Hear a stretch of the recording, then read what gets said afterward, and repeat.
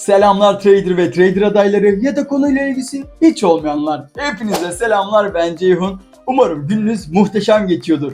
Bugün yine yeni bir serimize başlıyoruz. Bu serimiz kaldıraçlı işlemlerle nasıl para kazanılır hem de bu işi sabit olarak maaş alıyormuş gibi nasıl yaparız, bunları öğreneceğiz. Ve hayatımızda artık yeni bir sayfa açmanın zamanı geldi arkadaşlar. Sizlere bu eğitimde Binance kaldıraç hesabı nasıl açılır, kaldıraç sisteminin mantığı, kar zarar hesaplarını, kazanç oranlarını, işleme nasıl girilip nasıl çıkılacağını, önemli püf noktaları, Ceyhun'dan söylemesi farkıyla özel kazanç stratejilerini ve kanıtlı canlı örneklerle nasıl para kazanılır, bunları göstereceğim. Görüldüğü üzere arkadaşlar, yani bu eğitimde yok. Bu kapsamlı eğitime ceplerimizi dolar doldurmak için başlıyoruz. Hemen uyarılarımızı yapalım ve kaldıraç sisteminin mantığını anlatmaya başlayalım.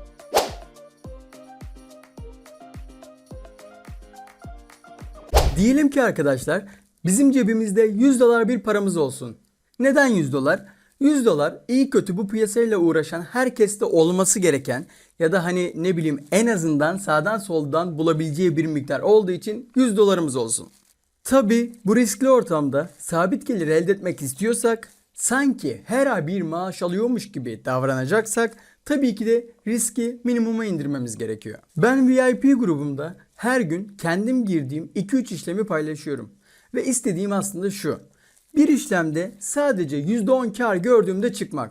Bu iş bu kadar basit arkadaşlar. Diğer vadeli VIP gruplarına baktığımda bana diyorlar ki günde 3 coin veriyoruz. İşte garanti en az birinden %50 kazanç sağlarsınız. Tabi burada garanti kelimesi de çok garip arkadaşlar.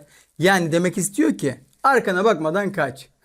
Neyse, biz sabit gelir elde etmek istediğimiz için konumuza dönelim. Tabii ki siz şimdi bu %10 karı çok azımsayabilirsiniz. Bakalım sonuç o kadar da azımsanacak derecede mi? Şimdi senaryonun kötüsünü hazırlayalım arkadaşlar. Sizin de işinizin yoğun olduğu bir gün ben 3-4 tane coin paylaştım diyelim. Ve siz yoğun olduğunuz için tabii ki de kendi iradeniz kapsamında bunlardan bir iki tanesine girdiniz diyelim. Ve toplam o gün sadece %15, %20 kar aldınız diyelim. Hadi azını hesaplayalım ve günde sadece %15 kar almış olalım ve her günümüz böyle olsun. Bir haftada ne kadar para kazandığımıza bir bakalım. İlk gün %15, ikinci gün %15, üçüncü gün %15 derken 7 gün boyunca her gün %15 kazanç yaptığımızda haftanın sonunda bu oranları çarptığımızda 2,66 katı kadar para kazanmış oluruz. Yani 100 dolarımız 266 dolar olur. Hadi biz bunu işlem kolaylığı olsun diye 2,5 kat diyelim. Yani 100 dolarlık işlem açsak bir hafta sonunda 250 dolar, 1000 dolarlık işlem açsak bir hafta sonunda 2500 dolar, 10.000 dolarlık işlem açsak bir hafta sonunda 25.000 dolarımız olur. Ama biz minimumu hesapladığımız için 100 dolardan devam edelim. Şimdi burada söylemesi ne kadar da kolay tabii Ceyhun diyebilirsiniz. Arkadaşlar birazdan sizlerle canlı canlı örneğini de yapmayı planlıyorum. Ve ayrıca bu dediklerimizin olup olmadığını, işlem geçmişini ve cüzdanımı sizlerle paylaşacağım. Ama şimdilik konumuza tekrar geri dönelim arkadaşlar. 100 dolardan devam ettiğimizde birinci haftada 250 dolarımız, ikinci haftada 625 dolar, üçüncü haftada 1562 dolar, dördüncü haftada ise 3900 dolarımız oluyor arkadaşlar.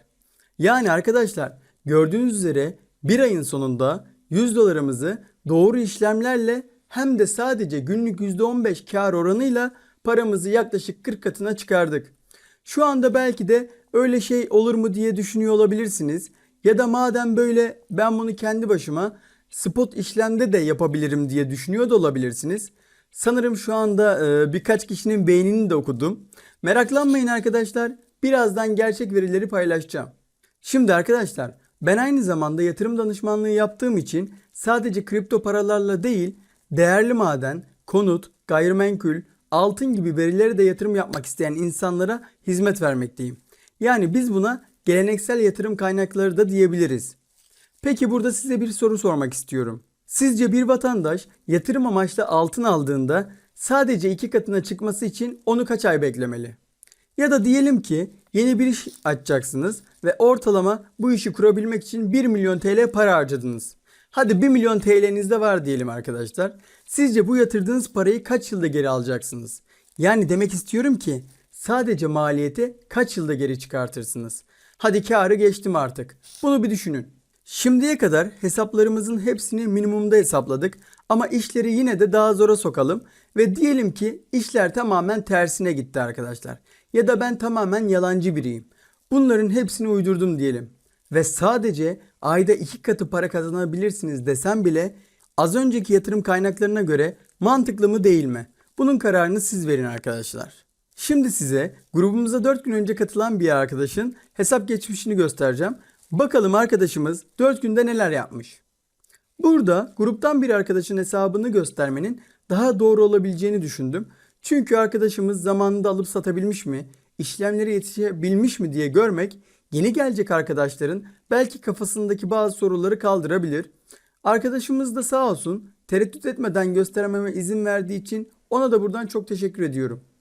Vadeli işlem bölümüne girelim ve geçmişimize bir bakalım. Bu arada arkadaşlar birazdan Features hesap nasıl açılır ve işlem nasıl yapılır, aynı zamanda dikkat etmemiz gereken hususlara da birazdan değineceğim. Bu bölüm Features işlem geçmişi. Bugün tarihlerimiz 19 Eylül'ü göstermekte. Öncelikle en alta bir bakalım arkadaşlar. Arkadaşımız ilk hangi coin ile başlamış ve kaç dolarla işlem yapmış? Arkadaşımız ilk işlemini 14 Eylül'de yapmış. Yani bundan 4-5 gün önce. Paylaştığımız Ref coin'ine 100 dolarlık işlemle 5x short işlem açmış. Tabi burada birkaç bir şey denemiş sanırım. Sistemi çözmeye çalışmış. Emirleri yazmış iptal etmiş. Zaten arkadaşlar birazdan vereceğim bilgiler bu yüzden çok değerli.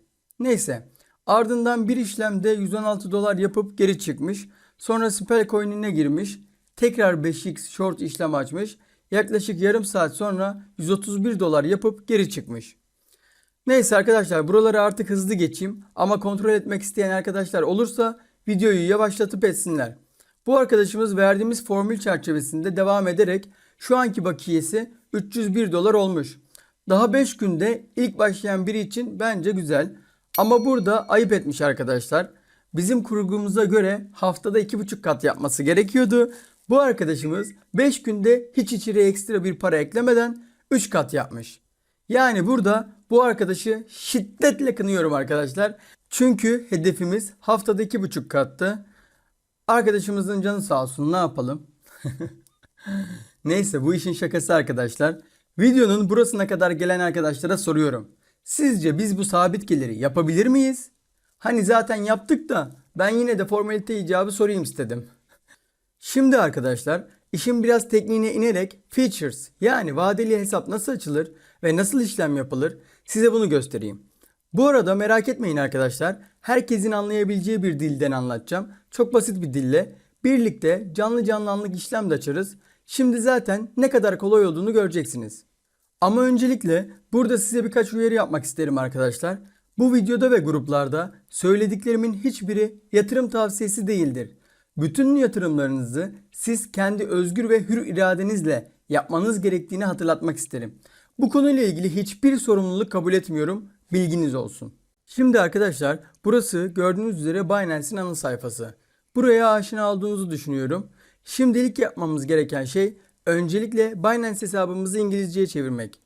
Bu sizi biraz şaşırtabilir. Çünkü bu konudaki Binance'in açıklaması şu arkadaşlar. Türklerden çok tehdit ve şikayet aldıklarını söylüyorlar. Bu konu hakkında bir şey söylemek istemiyorum arkadaşlar ve yorumu size bırakıyorum. Bundan dolayı da Türkçe dilinde Features işlemlerine yasakladılar. O zaman şimdi sol üstte gördüğümüz profile tıklayalım ve burada aşağı doğru inerek ayarlara tıklayalım. Buradan da dil seçeneğini English olarak seçelim. Ve işlemimiz tamam. Geri çıkalım arkadaşlar. Tamamen geri çıkalım. Ve gördüğünüz üzere arkadaşlar artık uygulamamız İngilizce oldu. Orta bölümde yer alan sağ üstteki mor yazısına tıklayalım. Buradan aşağı doğru inerek Trade bölümüne gelelim ve sağ tarafta bulunan Features'a tıklayalım. Burası vadeli işlemler yaptığımız bölüm arkadaşlar. Burada önünüze otomatik bir ekran gelmesi gerekiyor. Eğer gelmiyorsa Buy yazısının üstüne tıklayınca gelir. Tıklayalım ve Confirm diyelim. Ve burada arkadaşlar referans sisteminden bahsetmem gerekiyor. Arkadaşlar vadeli işlem hesapları açarken size kimin referans olduğunu sorar. Burada ben kendi referans kodumu paylaşıyorum arkadaşlar. Bu boşluğa benim referans kodumu girerseniz, yani 507 922 230 numaralarını girerseniz her işlemde hem siz hem de ben %10 komisyon indirimi kazanırım. Arkadaşlar, features işlemlerde komisyon oranı çok yüksektir. Ve herkes bundan şikayetçi zaten. Spot işlem gibi düşünmeyin. Ardından burada bu işlemlerin ne kadar riskli olduğunu söylüyor. Ve burada bizi bir sınava tabi tutacağından bahsediyor. Burada da Start Now diyerek devam edelim. Burada İngilizce bir video var arkadaşlar. İsteyenler bu videoyu izleyebilir ama biz altta yazan Start Quiz'e tıklayarak devam edelim. Burada karşımıza 14 soruluk İngilizce hazırlanmış bir sınav geldi. Tabii ki burada korkmanıza gerek yok. Sakin olun arkadaşlar.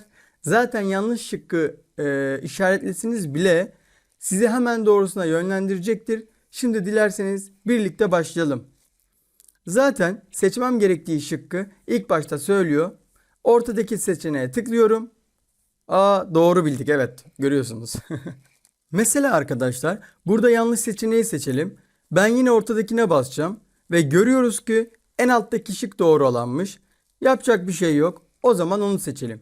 Yani yanlış seçeneği seçseniz de bir sıkıntı olmuyor. O zaman hızlı bir şekilde devam ediyorum arkadaşlar. Ve sınavımızı başarılı bir şekilde geçerek Features hesabımız açıldı arkadaşlar. Bu iş bu kadar basitti. Hayırlı uğurlu olsun. Ve şimdi arkadaşlar bu bölüme Binance'i her açtığımızda nasıl geliriz ve panelde neler işimize yarayabilir onlardan bahsedeceğim. Ana sayfanın orta bölümünde bulunan mor yazısına tıklıyorduk ve aşağı inerek Trade bölümünden Features'ı seçtiğimizde bu bölüme geliyoruz. Şu anda arkadaşlar burada paramız yok. Buraya paramızı ayrı olarak aktaracağız. Yani buranın cüzdanı spot cüzdanımızdan farklı arkadaşlar. Onu birazdan göstereceğim. Sol bölümde ise altlı üstlü yer alan kısım emir defteri. Ortadaki fiyat ise coin'in anlık fiyatıdır arkadaşlar. Burada böyle hararetli bir ortam görüyorsunuz. Hem alışları hem de satışları görebiliyorsunuz. Sol en yukarıda gördüğünüz yer ise, yani USDC M yazan yerde işlemlerimizi yapacağız. Bu ne demek? Bunu açıklayalım. İşlemlerimizin hepsini dolar üzerinden yapacağımız için bu bölümü kullanacağız arkadaşlar.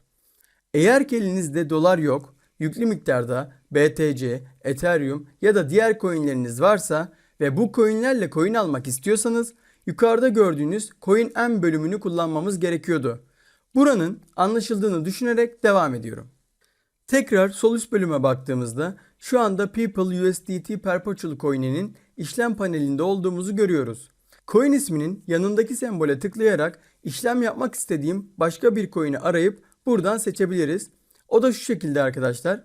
Buradan ister manuel ister aratarak coin seçebiliriz.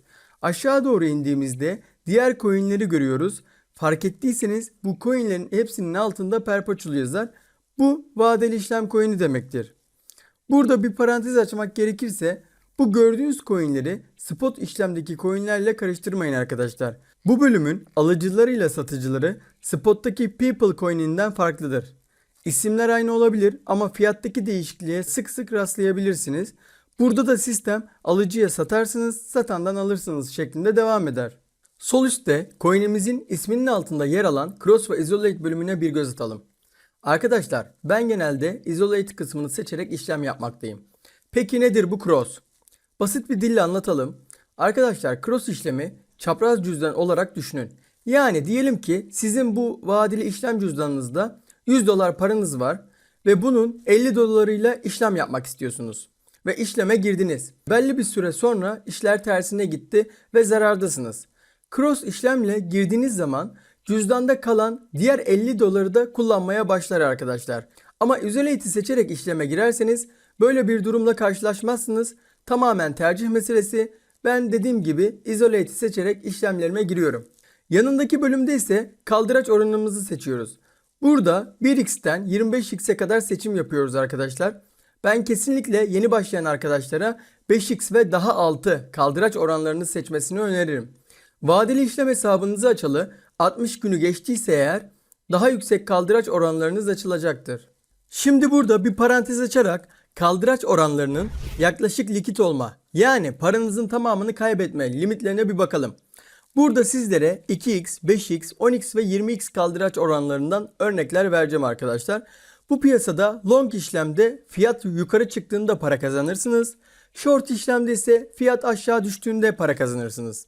Diyelim ki siz arkadaşlar hadi bismillah deyip 100 dolarla long işleme girdiniz. Eğer 2x'i seçip işleme girdiyseniz paranız yaklaşık %50 ters işleme gittiğinde, yani long girdiğimiz için aşağı giderse paranızın tamamını kaybedersiniz. Eğer 5x seçerseniz %20 ters işlemde likit olursunuz. Yani paranızın tamamını kaybedersiniz. 10x seçerseniz %10 ters işlemde likit olursunuz. 20x'i seçtiğinizde ise %5 ters işlemde likit olursunuz. Gördüğünüz üzere x, yani kaldıraç değeri yükseldikçe riskiniz artar arkadaşlar. Yani bunu da bir açıklayalım. 100 dolarla 10x long işleme girdik ve girdiğimiz coin'in fiyatı da 1 dolar olsun. 10x'te %10 ters işlemde likit olduğumuza göre bu coin'in fiyatı 90 sente düştüğünde biz likit oluruz. Paramızın tamamını kaybederiz. Eğer bu coin %10 yukarı çıkarsa 10x işlem olduğu için %10 çarpı 10x'ten biz %100 para kazanırız arkadaşlar. Yani 100 dolarımız 200 dolar olur. Bir de bizim bir zamanlar bir formülümüz vardı arkadaşlar. Yaklaşık 5 dakika oldu anlatalı. İnşallah unutmamışsınızdır. Bizim formülümüze göre neydi? Bir coin'den sadece %10 kar almak. Yani bunu bizim formülümüze uyarlarsak diyelim ki bir coin'e tekrardan 100 dolarlık long 5x işlem girdik. Eğer bu coin girdiğimiz fiyattan sadece %2 yukarı gitse bile biz zaten %2 çarpı 5x'ten %10 kazanmış oluyoruz. Aslında bu işin sırrı bu arkadaşlar. Vadeli işlemler şakaya gelmez arkadaşlar. O yüzden ben yeni başlayan arkadaşlara paralarını kaybetmemeleri için 5x ve 6 kaldıraçlarını öneririm. Zaten birazdan stopsuz işlem yapılmaması gerektiğinden de bahsedeceğim. Şimdi hızlı bir şekilde devam edelim. Sağ üstte gördüğümüz funding ve countdown'dan bahsedelim arkadaşlar. Basitçesi bu bir komisyon geçişidir. Yani ne demek bu? Funding bölümünde gördüğümüz yüzdelik değer eğer pozitifse longçular shortçulara funding komisyonu öder. Eğer bu değer negatifse shortçular longçulara komisyon öder. Yanındaki countdown süresi sona erdiğinde eğer siz işlemin içindeyseniz ya komisyon alırsınız ya da ödersiniz. Bu sayaç 8 saatte bir yenilenir. Yani saat 11'de, 19'da ve saat gece 3'te yenilenir arkadaşlar. Bu durumun asıl amacı mesela vadeli işlemdeki BTC Perpetual Coin'i spot işlemdeki BTC'ye fiyat olarak çok uzaklaşmışsa bu fiyatı yaklaştırma isteğidir. Funding ve Countdown bölümünün üstünde yer alan bu bölüme tıkladığımızda bu coin'in grafiğine bakabiliyoruz. Ortadaki sembol ise hesaplama sembolüdür. Buraya tıklayarak bir işleme girmeden önce hesaplamalarda zorluk çekiyorsak bu bölümden hızlı bir şekilde hesaplama yapabiliriz. Hemen mesela bir örnek verelim. P&L bölümünde bir short işlem açıyormuş gibi bir işlem yapalım. Tabii ki isolate'i seçiyoruz ve short bölümünü seçerek kaldırıcımızda 10x yapalım. Entry yazan yere coin'e giriş fiyatımızı yazalım. O da 0.22 olsun. Exit price'a da coin'den çıkış fiyatımızı yazalım. O da 0.20 dolar olsun. Short işlem olduğu için tabii ki de aşağı bir değer yazmamız gerekiyor. Quantity bölümüne de kaç dolarlık bir işlem açacağımızı yazıyoruz. Bu da 100 dolar olsun. Ve buradan USDT'yi seçelim arkadaşlar. Ve aşağıdan Calculate'e tıkladığımızda burada çıkan değerde görebiliyoruz ki biz böyle bir işlem yapmış olsak %90 karla para kazanırız demektir. Yani bu örneğe göre 190 dolarımız olurdu. İşlem hesaplamalarında zorluk çekiyorsanız buradan pratik bir şekilde yapabilirsiniz. Şimdi gelelim işlemlere nasıl gireceğimize. Burada arkadaşlar daha önce de anlattığım gibi buy ve sell bölümleri var. Burası aynı zamanda aşağıda da görüldüğü üzere long ve short bölümüdür. Şimdi burada yazan emir çeşitlerini görmek açısından limit yazan yere tıklayalım. Biz daha çok limit emrini kullanacağız arkadaşlar. Bundan dolayı diğerlerine çok değinip kafanızı bulandırmak istemiyorum. Ama merak eden arkadaşlar bu emir tiplerini de ayrıntılı bir şekilde bakabilirler. Ben kendi formül ve kurgum doğrultusunda hep limit emri giriyorum. Ama burada sizlere sadece acil durumlarda kullanabileceğiniz market emrine de değinmek istiyorum. Market emri limit emrine göre 2 katı komisyon alan bir emir tipi olduğu için bunu pek tercih etmiyorum arkadaşlar. Ama diyelim ki bir coin'e acil girmeniz gerekirse market emrini seçip bu bölüme sadece ne kadar miktarla gireceğinizi seçiyorsunuz ve direkt o anki fiyattan sizi işleme sokuyor. Ama dediğim gibi ben pek tercih etmiyorum. Çünkü biz planlı projeyle gideceğimiz için zaten dakikalar öncesinden bizim nereden gireceğimiz belli olması gerekiyor zaten. Biz tekrar limiti seçelim ve sanki bir coin'e giriyormuş gibi işlem yapalım. Diyelim ki long işleme gireceğiz arkadaşlar ve giriş fiyatımızı planladık. Şu anki fiyatımız 22.93'ü göstermekte ve biz fiyatın aşağı düşüp yukarı çıkacağını düşünüyoruz diyelim. Bundan dolayı giriş kısmına 22.30'dan alış yazalım arkadaşlar. Yani buraya geldiğinde 5x long işlemimiz açılsın. Burada amount yazan yere ne kadar miktar gireceğimizi yazıyoruz. Şu an paramız yok ama paramızın tamamıyla girmek istiyorsak bu çizgiyi tutup sağa doğru sonuna kadar yaklaştırıyoruz. Ve paramızın %100'ü ile işleme girmiş oluyoruz. Altındaki bölümde ise arkadaşlar TPSL yani TPSL bölümü var. Ben her zaman bu bölüm açık şekilde işleme girerek hedef fiyatımı ve stop loss fiyatımı önceden belirleyerek işleme giriyorum. Şimdi bu kutucuğu işaretlediğimizde burada take profit ve stop loss fiyatlarını da girmemizi istiyor arkadaşlar. Peki bunlar nedir? Take profit yazan yer girdiğimiz coin'den nereden çıkacağımız fiyattır. Yani hedef fiyatımızdır. Stop loss fiyatımız ise diyelim ki işler tersine gitti. Zararı nereden kesmemiz gerektiği fiyattır. Burada az önce kaldıraç limitlerinde bahsettiğim likit olma durumu yani paranızın tamamını kaybetme sıkıntıları başımıza gelmemesi için bu bölümü mutlaka ama mutlaka kullanmamız gerekiyor. Yani işlemlerimizi bir güvence altına almış sayılıyoruz. Buradaki limitler peki neye göre belirleniyor? Bu da arkadaşlar yapmış olduğumuz kaldıraç miktarına göre. Burayı daha iyi anlayabilmek adına burada da tekrar bir parantez açmak istiyorum. Çünkü bu videoda anlattığım her şey başından sonuna kadar gerçekten çok önemli arkadaşlar. Bazı yerler belki de sizi sıkıyor olabilir ama gerçekten kaybetmenizi istemem. Bundan dolayı üstüne basa basa anlatmaya çalışıyorum. Bu videoyu bu piyasa ile ilgilenen arkadaşlarınıza da gönderebilirsiniz. Bizi takip edip etmemesi de önemli değil. Önemli olan etrafımıza, çevremize bir faydamız dokunsun. Bir dua etseler bile yeter arkadaşlar. Şimdi arkadaşlar bizim formülümüze göre burayı bir dizayn edelim. Ortam riskli olduğu için tabii ki bizim %50 kazanma, %50 kaybetme şansımız var. Ama tabii ki de biz analizlerle elimizden geleni yaparak kazanma yüzdeliğimizi yukarılara çıkarmaya çalışıyoruz. Burayı da daha iyi anlayabilmeniz adına bir örnekle anlatalım. Diyelim ki 100 dolarlık long işlem açacağız ve gireceğimiz coin'in fiyatı da tam 1 dolar olsun. Bizim formülümüze göre neydi arkadaşlar? %10 kazandığımızda çıkıyoruz. Eğer zarardaysak %50 zarar keste çıkıyoruz. Şimdi diyeceksiniz ki neden %50'den çıkıyoruz? Burada size işin mantığından bahsedeyim. Arkadaşlar ben size Telegram'da belli saatler arasında girmiş olduğum coinleri paylaştığımda siz bunu belki 5 dakika sonra belki 20 dakika sonra göreceksiniz. Bu sistemde alıcıya sattığımız, satandan aldığımız bir sistem olduğu için zaten bir coin'e en üstten yakalamak ya da en alttan yakalamak gibi bir durum söz konusu değildir. Çünkü burada işlem yapan bütün insanların davranışlarını bilemezsiniz. Bundan dolayı da biz bir coin'e girdiğimizde long ya da short hiç fark etmez %5, %10 gibi yukarı aşağı hareketler yapabilir. Burada bizi silkeleyip hedefe gitme gibi bir durum söz konusu olabilir. Bundan dolayı da coin'in içinde kalmaya devam edebilmemiz için stop loss yani zarar keseceğimiz noktayı %50'ye koymayı ben tercih ediyorum. Şimdi örneğimizden devam edelim arkadaşlar. Hem long işlem açalım hem de short işlemle anlatmaya çalışalım. İşlem kolaylığı açısından 100 dolarlık long 10x kaldıraçlı bir işlem açarak 1 dolarlık fiyatı olan coin'e giriş yapalım. Bizim take profit yazan yerimiz neydi arkadaşlar? Unutmuş olamayız tabii ki de hedef fiyatımızdı. Stop loss yazan yer neydi? Zarar kes fiyatımızdı.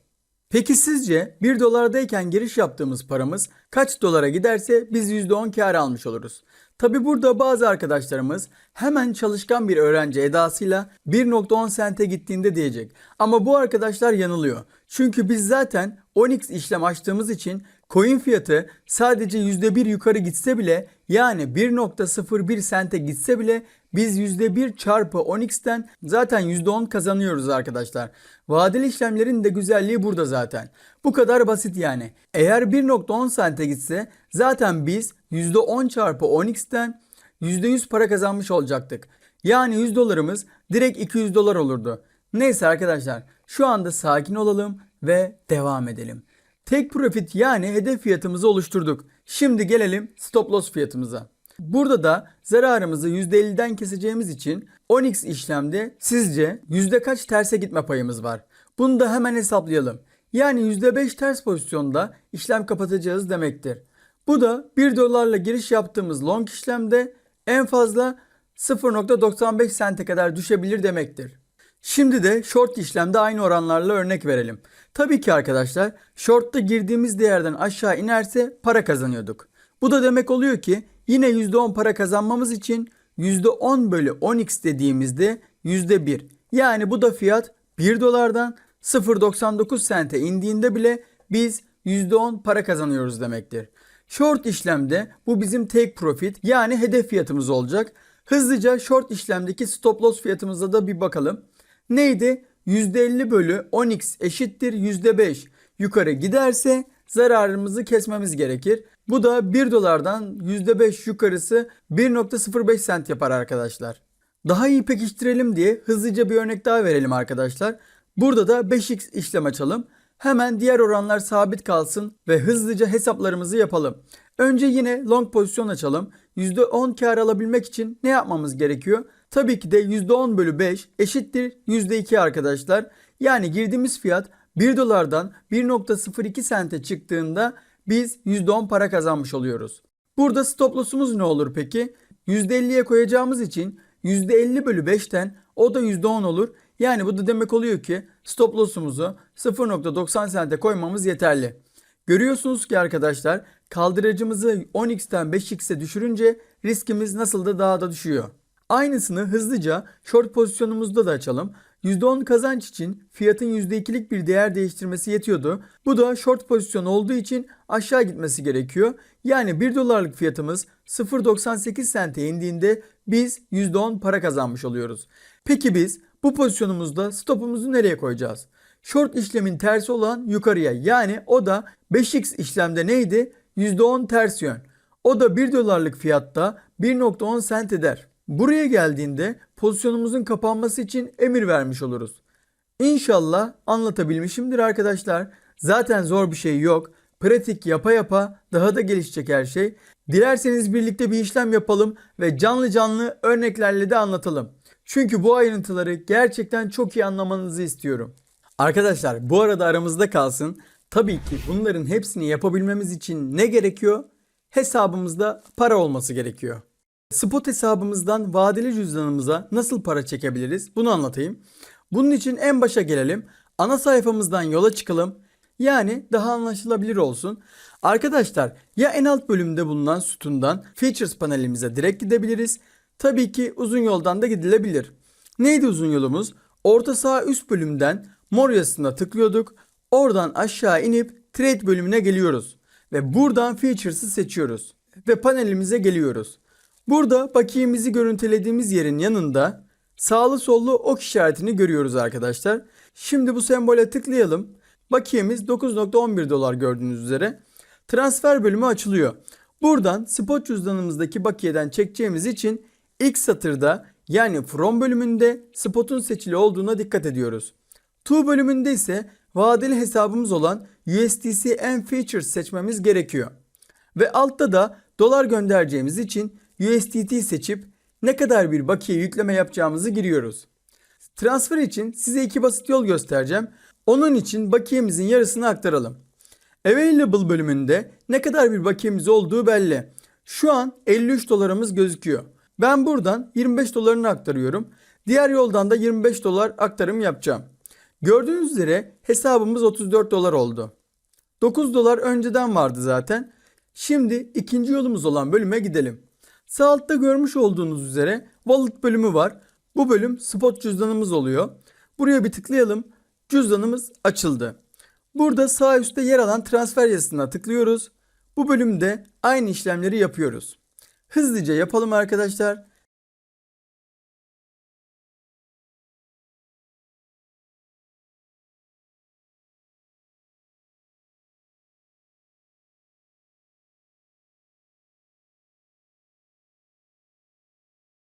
Gördüğünüz üzere toplamda 59 dolar bir paramız oldu. Şimdi dilerseniz birlikte canlı bir örnek yapalım. Hatta şöyle yapalım arkadaşlar. En son VIP grubumuzda ne paylaştıysak onunla ilgili bir işleme girelim. Kafasındaki soru işareti olan arkadaşlar için de bir örnek olsun. Ve en son paylaştığımız gönderiye bir bakalım. 5 dakika önce en son Binance Coin'ini paylaştık.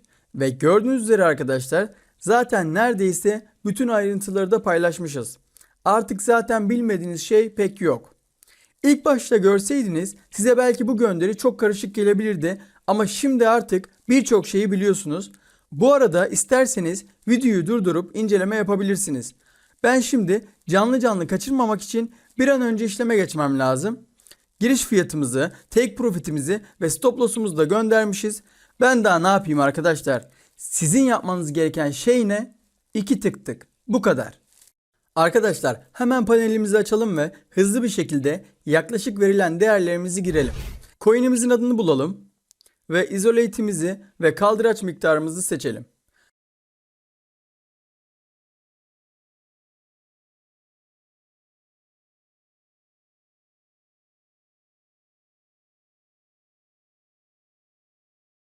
Short pozisyondu, limit emirdi.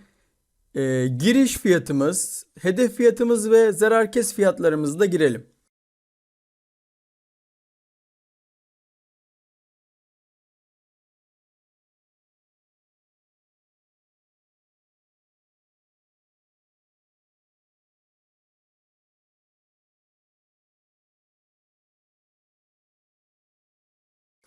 Gördüğünüz üzere emrimizi oluşturduk arkadaşlar. Ve emrimiz ilk başta Open Orders bölümüne gelmekte. Coin'in içine giriş sağladığımızda ise pozisyon bölümünde yer alacak. Şimdi birlikte bekleyelim. Bakalım gelecek mi? Arkadaşlar bu işlemlerde olabildiğince heyecanınızı ve psikolojinizi baskılamaya çalışmalısınız. Yoksa dediğim gibi çok para kaybedersiniz. Evet, şu anda hayırlı uğurlu olsun arkadaşlar.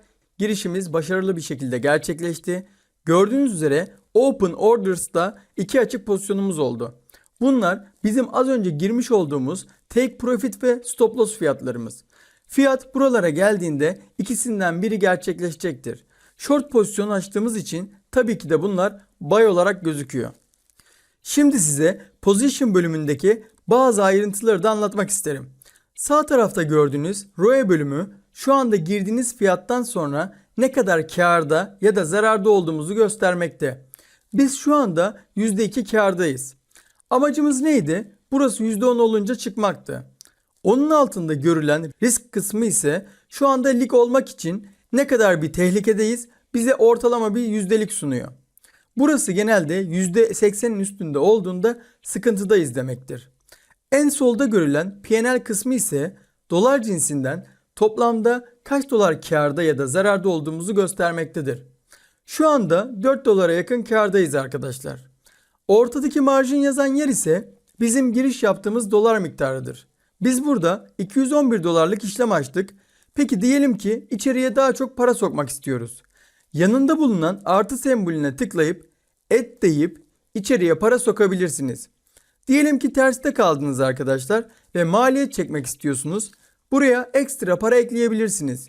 Ya da içeriden para çıkarmak isterseniz tekrar buradan Remove'u seçip miktar yazıp içeriden para çıkartabilirsiniz. Eğer yukarıda gördüğünüz TPSL butonunun altında yer alan Reduce Only seçeneğini seçerseniz işlem anında bu işlemlere izin vermez arkadaşlar. Haberiniz olsun. Peki orta bölümün solunda yer alan Size kısmı ise bu da kaldıraçlı bir şekilde hesaplanmış miktarımızı gösterir. Yani bizim kaldıracımız 10x olduğuna göre girmiş olduğumuz bakiye de 211 dolar olduğu için bunların çarpımı olarak sanki bizim paramız 2110 dolarmış gibi gösterip işlem yapıyor. Futures işlemlerin de mantığı budur zaten arkadaşlar. Onun altında yer alan Entry Price yazan kısım ise giriş yaptığımız fiyattır. Alt bölümün en sağında yer alan Lig Price ise paramızın tamamını kaybedeceğimiz fiyattır. Yani fiyatımız 0.3381 dolara geldiğinde paramızın tamamı 10x kaldıraca göre yok oluyor arkadaşlar. Ama korkulacak bir şey yok. Biz de zaten 0.3255 dolara stop loss koyduk. En fazla paramızın %50'sini kaybetme ihtimalimiz var. Şimdi en altta 3 tane buton görüyorsunuz arkadaşlar. Bunları da tek tek anlatayım. En baştaki Adjust Layer'a geldiğimizde buradan arkadaşlar pozisyonun içindeyken de kaldıraç miktarımızı ayarlayabiliyoruz. Ama bu belli bir ortalama saatten sonra aktif olur. Ben ilk başlarda burayla oynamanız taraftarında değilim. Orta bölümde ise Stop Profit yazan yere tıklayıp üstten Position TPSL'ye tıklarsak eğer burası aslında ilk baştaki girdiğimiz TPSL bölümünün aynısıdır. Biz bu değerleri ilk başta giriyoruz. O yüzden burada bir daha işlem yapmaya gerek yok. Şöyle olabilir. Diyelim ki coin'e giriş yaptınız ama TPSL'de bir yanlışlık yaptınız ya da değerleri değiştirmek istiyorsanız Open Orders bölümünden önce iki emri de iptal edip ardından buradan yeni değerler tekrar yazabilirsiniz. En sağdaki butonumuz olan Close Position ise pozisyonumuzu anlık olarak kapatmak istersek diye bu bölümü kullanıyoruz. Eğer burada Type bölümünde market seçiliyse o anki fiyattan anında satar. Ama bu emrin komisyonu yüksektir arkadaşlar.